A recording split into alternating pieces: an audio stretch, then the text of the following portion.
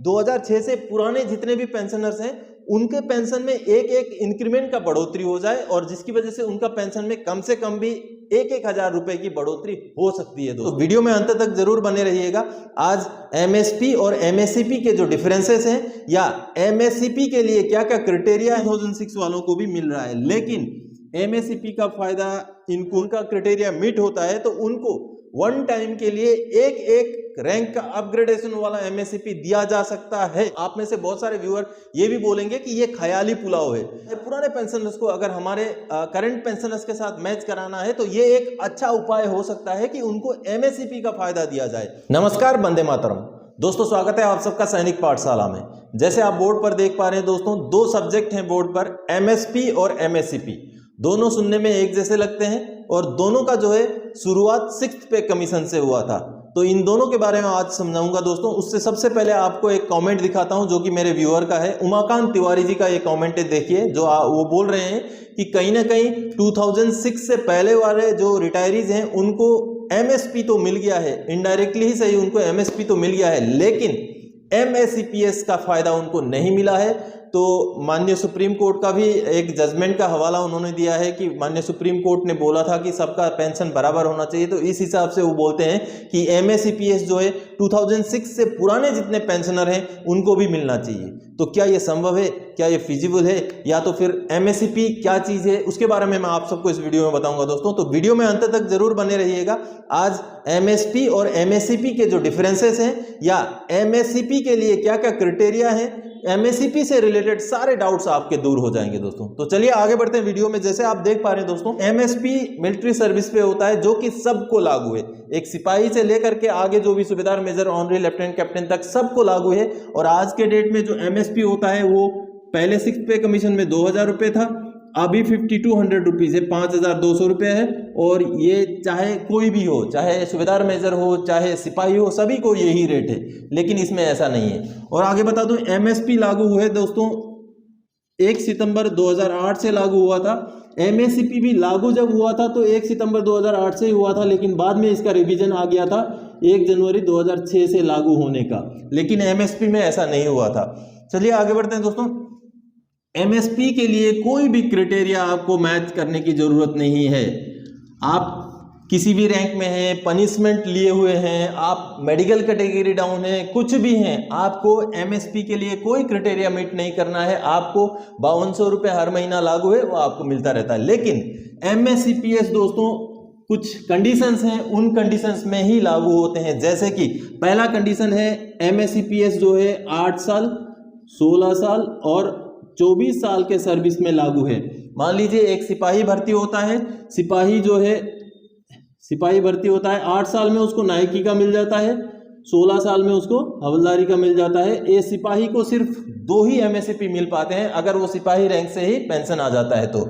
लेकिन मान लीजिए एक सिपाही है, जो इसमें मैक्सिमम भी है दोस्तों, अगर एक इंडिविजुअल को मैक्सिमम 3 ही ग्रेड मिल सकते हैं, एमएससीपी के 3 ही ग्रेड मिल सकते हैं, ग्रेड 1, ग्रेड 2 और ग्रेड 3।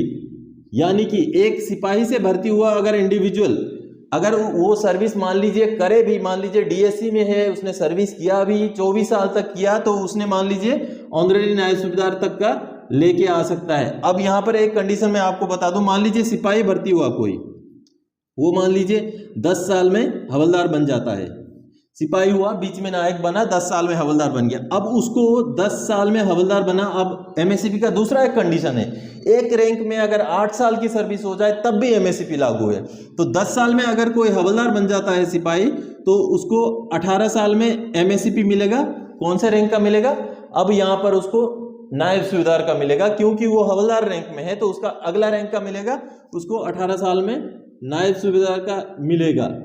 अगर यही हवलदार सर्विस करते करते अगर 26 साल की सर्विस में पहुंच जाता है, मान लीजिए 26 साल की सर्विस में पहुंच जाता है, तो इसको ऑनरेरी नायब सूबेदार मिले तो 8 साल हो जाते हैं, लेकिन इसको एमएससीपी अगला नहीं मिलेगा, क्योंकि ये एमएससीपी उसका 3rd एमएससीपी है, क्योंकि वो सिपाही से भर्ती हुआ था, उसका 1st एमएससीपी नायक का था, उसका 2nd एमएससीपी हवलदार का था, और ये नायब सूबेदार का एमएससीपी उसने 3rd एमएससीपी लिया, 4th एमएससीपी नहीं होता है। इसलिए बता रहा हूं एमएससीपी के 3 ही ग्रेड होते हैं दोस्तों। अगर कोई मान लीजिए नायब सूबेदार भर्ती हुआ है, मान लीजिए कोई पंडित जी होते हैं, कैटरिंग जेसीओ होते हैं, वो नायब सूबेदार भर्ती वाले जेसीओ का क्या होता है, उनको सूबेदार का मिल सकता है, सूबेदार मेजर का मिल सकता है और ऑनरेरी लेफ्टिनेंट का भी एमएससीपी मिलता है। जो पंडित जी होते हैं उनको ऑनरेरी लेफ्टिनेंट का भी एमएससीपी मिलता है अगर एक ही रैंक में सूबेदार में, या उनको एमएससीपी सूबेदार मेजर का एमएससीपी मिला हुआ 8 साल हो जाता है तब उनको ऐसे मिलता है। तो ये तो हो गया दोस्तों एमएससीपी का जो मैंने बेसिक क्राइटेरिया बता दिया। अब एमएससीपी मिलने के लिए किसी भी इंडिविजुअल को कोई भी क्राइटेरिया पास नहीं करना है, कोई एमआर पास नहीं करना है, कोई मेडिकल कैटेगरी फिट नहीं होना है, कोई एसीआर में नंबर नहीं लेने हैं। सिर्फ एक क्राइटेरिया उसमें चाहिए कि आपको ऐसा कोई पनिशमेंट नहीं हुआ होना चाहिए जिससे आपका प्रमोशन रुक जाए। सिर्फ वही एक क्राइटेरिया है एमएससीपी के लिए कि आपको ऐसा कोई पनिशमेंट नहीं हुआ होना चाहिए जिससे आपका प्रमोशन रुक जाए। अगर हुआ होता है तो जब तक उस पनिशमेंट का प्रभाव है तब तक आपको एमएससीपी नहीं मिलेगा। जैसे उसका खत्म हो जाएगा प्रमोशन के हिसाब से, वैसे आपको फिर से एमएससीपी मिल जाएगा। और दूसरी चीज, अगर आपका एनक्यूएस है, एनक्यूएस मतलब दोस्तों जैसे कोई ओएसएल हो गया, एडब्ल्यूएल हो गया, आरआई में था जो जेल में था, तो उस पीरियड को एनक्यूएस बता जाता है। तो कभी कभी क्या होता है, एक जैसे कभी कभी मेरे वीडियोस में भी सवाल आते हैं कि मैं हवलदार रैंक से 24 साल सर्विस करके आया हूं, मुझे एमएससीपी लागू था लेकिन नहीं मिला। आपको अपना एनक्यूएस भी देखना है। मान लीजिए आपने कभी ओएसएल हुए थे, कभी एडब्ल्यूएल हुए थे, उस समय मान लीजिए 15 दिन या 30 दिन आपका वहां पर ओएसएल एडब्ल्यूएल है, तो वो पीरियड आपका एमएससीपी काउंट से माइनस हो जाएगा। आप मान लीजिए 24 साल 6 दिन की सर्विस करके पेंशन आउट हुए हैं और 15 दिन का आपका ओएसएल है, तो आपको एमएससीपी नहीं मिलेगा क्योंकि शॉर्टफॉल हो जाएगा, कम पड़ जाएंगे दिन। तो इसलिए एनक्यूएस को भी एमएससीपी से माइनस किया जाता है। अब दोस्तों सबसे बड़ी बात जो हमने वीडियो की शुरुआत में कही थी कि क्या 1 जनवरी 2006 से जो पुराने रिटायरीज हैं उनको एमएससीपी मिल सकता है।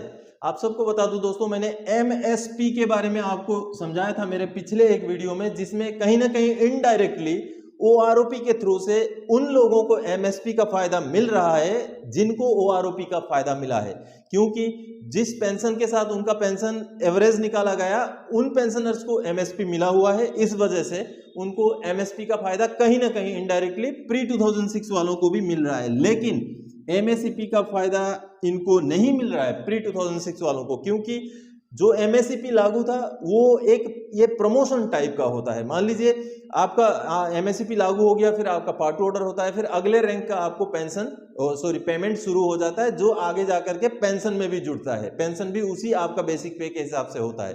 तो अगर हम इस कंडीशन से देखें तो एमएससीपी किसी भी तरीके से 1 जनवरी 2006 से पहले वाले रिटायरीज को नहीं लागू हो रहा है, लेकिन जहां तक समानता की बात है, जहां तक माननीय कोर्टों के आदेश की बात है, एमएससीपी अगर सरकार की तरफ से कोई ऐसा रूलिंग बनाया जाए कि एक अपग्रेडेशन उनको दिया जाए, जैसे कोई 2006 का से पहले का सिपाही रिटायर था और वो मीट करता है क्राइटेरिया जो एमएससीपी के लिए 8 साल 16 साल या 24 साल का क्राइटेरिया अगर मीट करता था उस समय, तो उनको अगर कोई हवलदार में मान लीजिए रिटायर हुआ है तो नायब सूबेदार के लिए अगर उनका क्राइटेरिया मीट होता है तो उनको वन टाइम के लिए एक रैंक का अपग्रेडेशन वाला एमएससीपी दिया जा सकता है।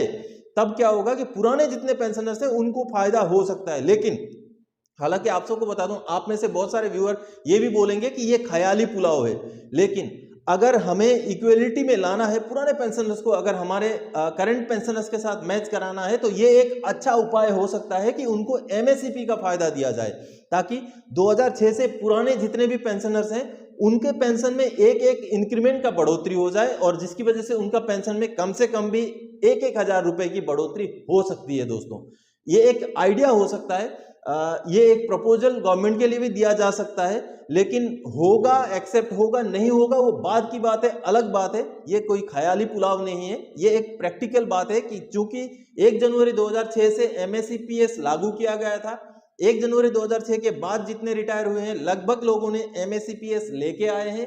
आज के डेट में एक सिपाही भी जो रिटायर होता है हवलदार का या नायक का एमएससीपीएस लेके आता है, जिसकी वजह से उसका ओआरओपी में भी पेंशन रिवीजन हवलदार या नायक के टेबल के हिसाब से हुआ है। लेकिन 2006 से पुराने जितने रिटायरीज हैं उनके केस में ऐसा नहीं है। तो उनको अगर इक्वलिटी देना है तो उनको भी ये चीज किया जा सकता है, उनको एक एक अपग्रेडेशन दिया जा सकता है अगर उस समय में वो MSEPS की क्राइटेरिया को मीट करते थे। तो बहुत सारे लोगों का ये कहना भी होगा कि 2006 से पहले में जब MSEP था ही नहीं तो क्यों दिया जाए उनको, लेकिन अगर इक्वलिटी में लाने की बात है तो ये किया जा सकता है।